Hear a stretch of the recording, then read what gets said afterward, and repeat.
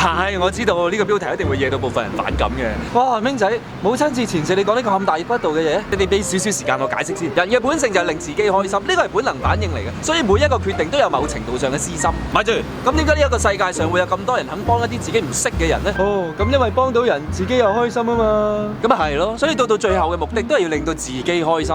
哦，咁唔係㗎，咁幫到人我又冇着數，咁點會係為自己啫？咁我反而問翻你啦，既然都冇着數啦，你幫人嚟為咩咧？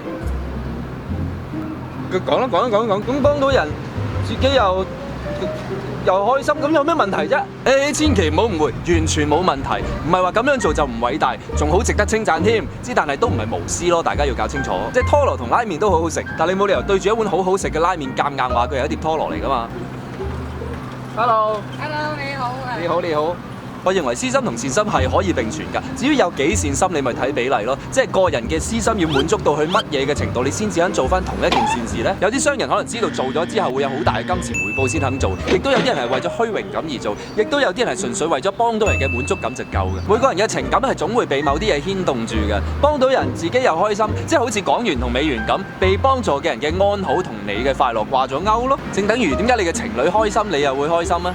因為你哋嘅喜怒哀樂掛咗鈎咯。你同你陳年嘅 ex 當初都有呢個感覺㗎，散咗 N 年之後仲有冇呢個效果啊？冇，因為老早冇啦冇楞脫咗鈎啦嘛。OK， 以上嘅愛全部都係愛，不過唔係無條件嘅愛，因為你必須要符合到某一種條件先至成立。咁母親夠無私啦啩？每一個母親都係情願自己遭逢不幸，都唔想自己嘅仔女有事㗎噃。母愛絕對係偉大嘅。但係都唔係無條件嘅，而且我夠膽講係咁多種愛之中條件最苛刻、最自私嘅一種。咁難道母愛都要講條件咩？要，而且個條件大大隻字寫咗喺個名度啦。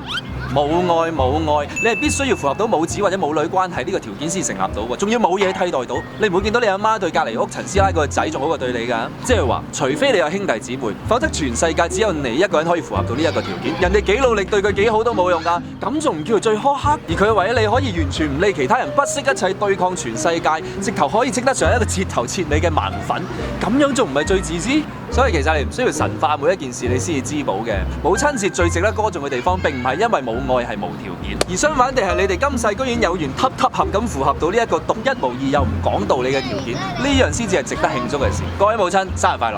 啊，唔係，母親節快樂！